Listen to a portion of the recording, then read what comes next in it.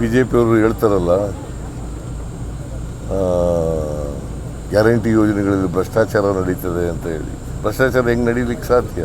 ನೇರವಾಗಿ ಅವ್ರ ಅಕೌಂಟಿಗೆ ದುಡ್ಡು ಹಾಕ್ತಾ ಇದ್ದೀವಲ್ಲ.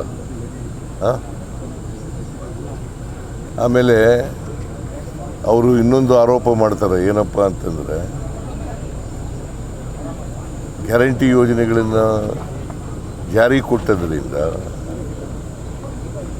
ಖಜಾನೆ ಖಾಲಿಯಾಗಿದೆ. ಹೇಳ್ತೀನಿ,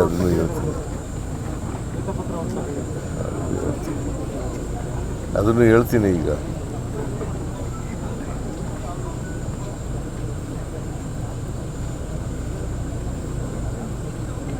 ನಾವು ಸಾಲ ಮಾಡಿದ್ದು ಮುಂದಿನ ವರ್ಷಕ್ಕೆ, ಮುಂದಿನ 27 ಮಾರ್ಚ್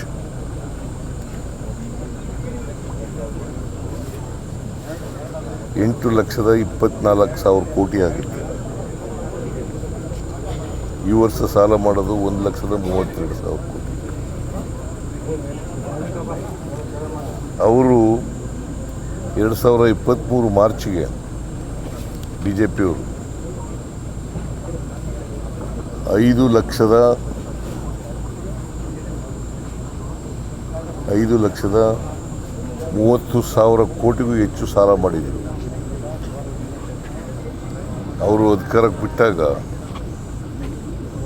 2023 ಮೇ 20ರಲ್ಲಿ ನಾವು ಅಧಿಕಾರಕ್ಕೆ ಬಂದವು. ಮಾರ್ಚ್ 23ಕ್ಕೆ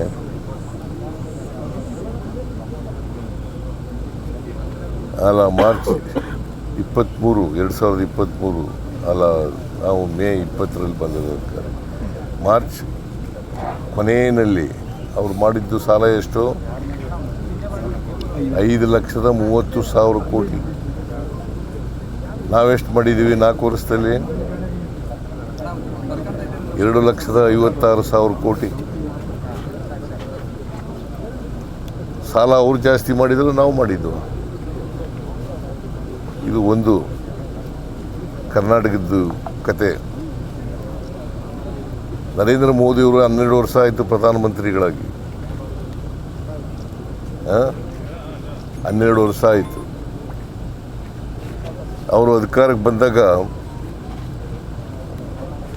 53,11,000 ಕೋಟಿ ಸಾಲ ಇತ್ತು. ಬರ್ಕೊಳ್ಳಿ ಕರೆಕ್ಟಾಗಿ, 53,11,000 ಕೋಟಿ ಸಾಲ ಇತ್ತು.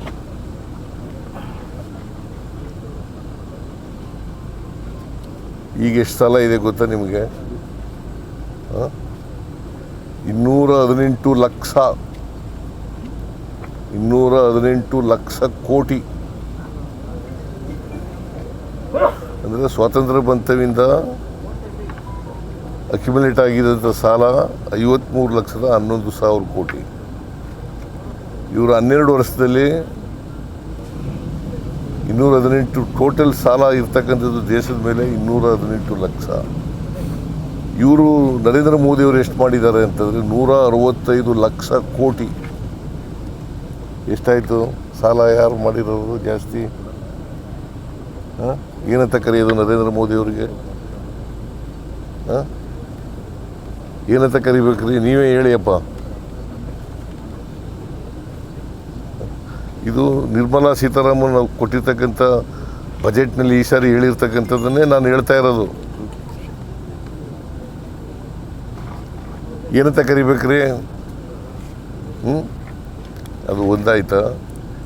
ವಿಜೇಂದ್ರ ವೈಟ್ ಪೇಪರ್ ಮಾಡಿಸಿ ಅಂತ ಹೇಳಿದ್ದಾರೆ ಅಲ್ವಾ? ವೈಟ್ ಪೇಪರ್, ಶ್ವೇತಪತ್ರ. ಬಜೆಟ್ ಮಂಡಿಸಿರೋದೇನು? ಬಜೆಟ್ನಲ್ಲಿ ಚರ್ಚೆ ಆಗಿದೆ. ನಾನು ಸುಮಾರು 4.5 ಗಂಟೆಗಳ ಕಾಲ ಉತ್ತರ ಕೊಟ್ಟಿದ್ದೀನಿ. ಅಶೋಕ್ ಅವರು 3 ಗಂಟೆ 6 ನಿಮಿಷ ಭಾಷಣ ಮಾಡಿದ್ದಾರೆ. ಇವರು ಮಾಡಿದ್ದಾರೆ, ವಿಜೇಂದ್ರನಿಗೆ ಮಾಡಿದ್ದಾರೆ. ಉತ್ತರ ಕೊಟ್ಟಿದ್ದೀನಲ್ಲ, ಅಲ್ಲಿ ಎಲ್ಲ ವಿವರವಾಗಿ ಹೇಳಿದ್ದೀನಲ್ಲ.